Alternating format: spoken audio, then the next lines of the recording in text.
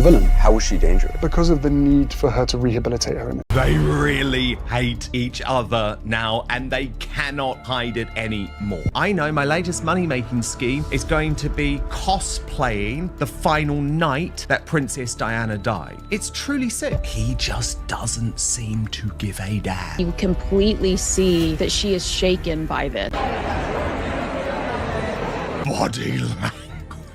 My God, no amount of PR spin is going to deal with that. The cameras showed up expecting a clean, glossy fairy tale moment. But what they caught was something heavier. The instant Harry stepped out of that black SUV in New York, the mood changed.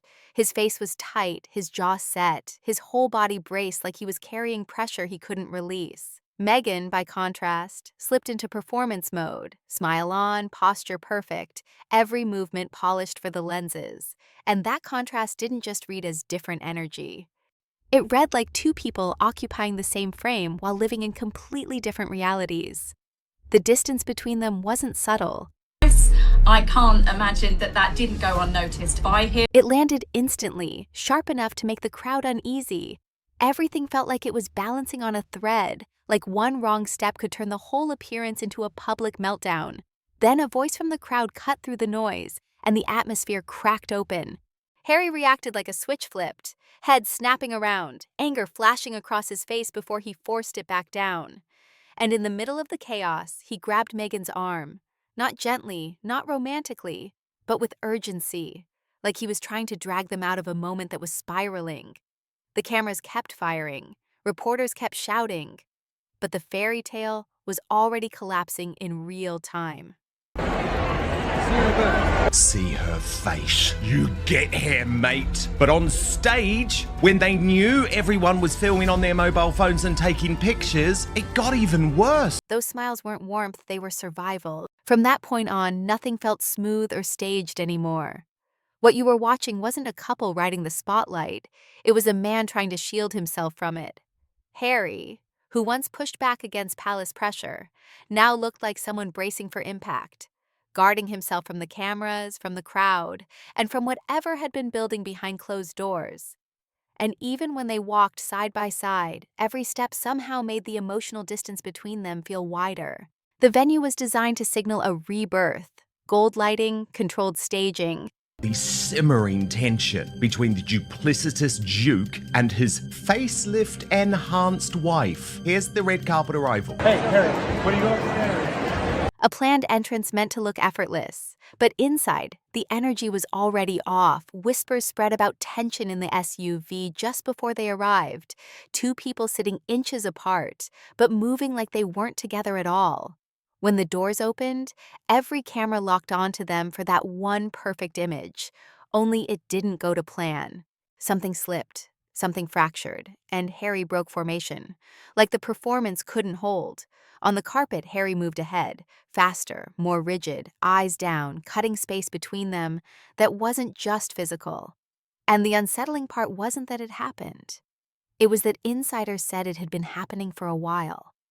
Moments of touch that didn't land, gestures that got rejected, quiet exchanges that drained the warmth out of the dynamic. By the time New York happened, it wasn't just an awkward clip caught on a bad night.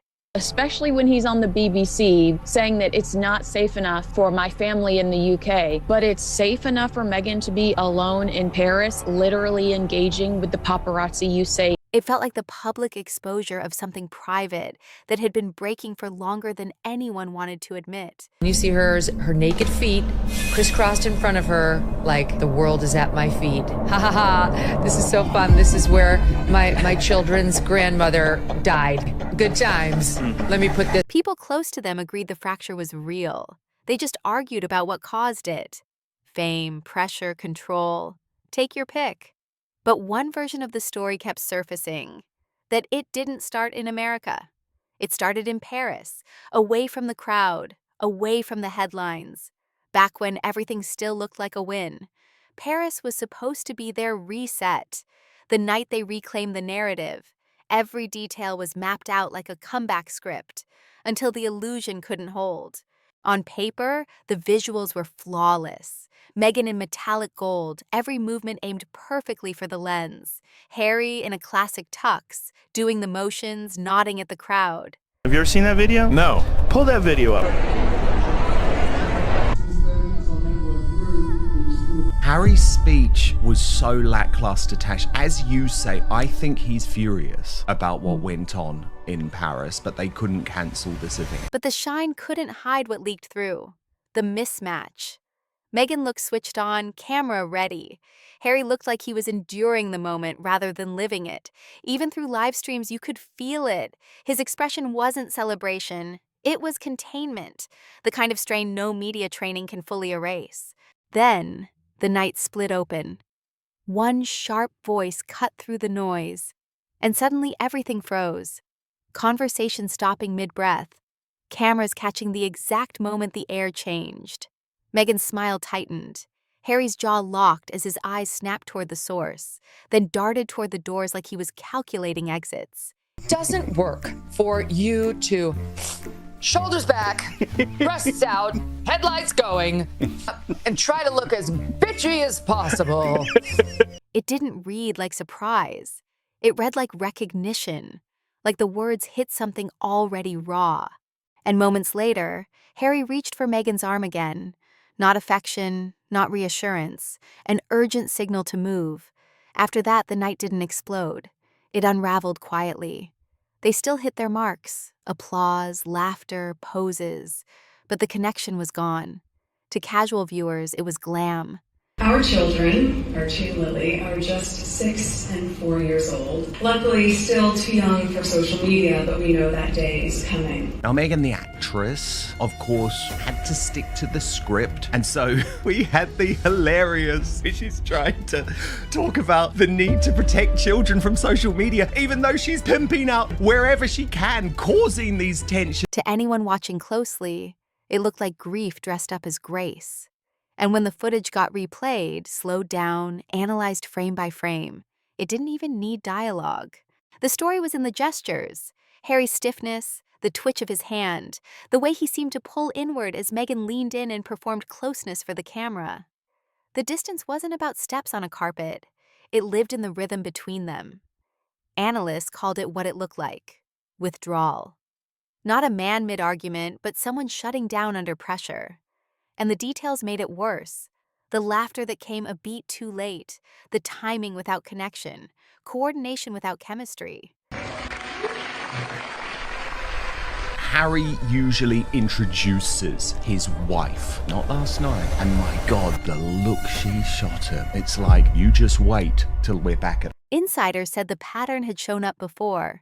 Irritation when cameras weren't rolling, cold silences backstage, tension spilling into the small logistics moments that never make headlines. What stood out most wasn't shouting. It was the absence of it. The kind of silence that becomes a default when someone stops trying to fix what's breaking. Online, people spotted it instantly. The photos told a different story than the captions. Harry leaning away, guarded and flat, while Meghan leaned in with a camera-ready smile that tried to sell closeness. Sort of very needy, isn't she? She loves to be loved. And she hates the British people, that she'll never come back to this country because she knows people don't really want her back in this. Agencies tagged the shots as romance, but longtime watchers saw endurance instead of affection. By the end of the night, even staff stopped calling it chemistry. And the question hanging over everything wasn't, did something go wrong? It was, when did partnership turn into performance? Because to understand New York, you had to rewind. New York Times are finally realizing, actually, his wife might be a disaster tourist, but he is a disaster when it comes to charity, especially African charity, because he doesn't actually give a damn. For years and years and years, he used Africa because it was good for his people. Paris looked like success. Front row access, couture, luxury, the kind of images that scream power. But witnesses said the temperature between them felt cold. Harry moved through the space like someone trying not to be seen. Meghan worked the room like someone built for the spotlight.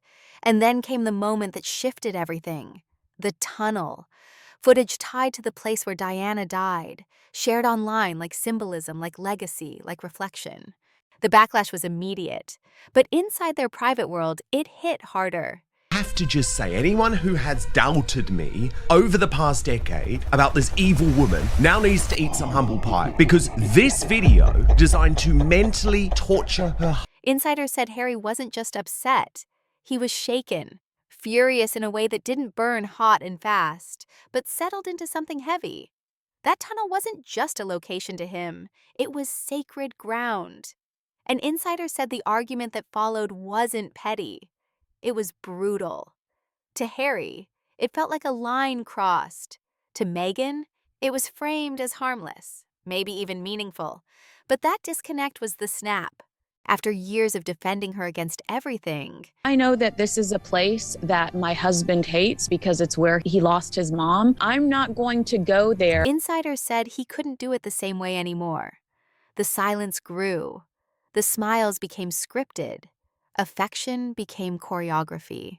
Appearances became rehearsals designed to keep the illusion intact, even as the connection slipped away. And after Paris, the change wasn't dramatic.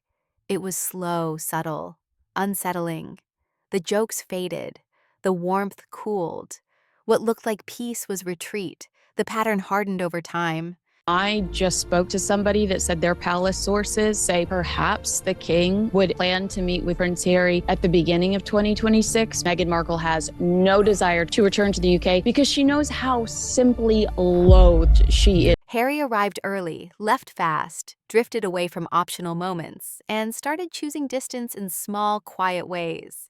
Insiders said it wasn't burnout, it was avoidance. Conversations didn't explode, they stalled. One person disengaged while the other accelerated, and the gap widened fast. Meghan doubled down on precision. Every outfit, every frame, every appearance controlled like stability depended on it. But to Harry, that control felt like pressure. And the cameras caught the evidence in tiny glitches, delayed reactions, smiles that didn't reach the eyes, touches that looked practiced instead of natural. By the time New York happened, the cracks weren't new. They were just visible. By the time New York hit, the performance was all they had left. The laughter sounded mechanical, the eye contact felt forced, and Harry didn't look angry anymore. That phase was gone. What remained was emptiness. The kind that's more dangerous than rage because it doesn't explode. It erodes, slowly, quietly, completely. And that's what made the footage feel haunting, not chaos, but precision. A flawless image held together by controlled emotion, slipping out of sync frame by frame. Their story didn't feel like a fairy tale anymore. It felt like shadows on a red carpet, polished words and telling silences. Two people trapped inside a script they knew too well to admit they were lost in. And just when the narrative seems to settle on New York as the breaking point, the story pivots. Because maybe what you're seeing isn't only about one night, or even one relationship. The patterns feel familiar, charm, performance, then the slow fading once the cameras turn away. And that's where the next chapter points. Back before the prince, to the first husband, the first version of the story, and the first warning signs people say were already there.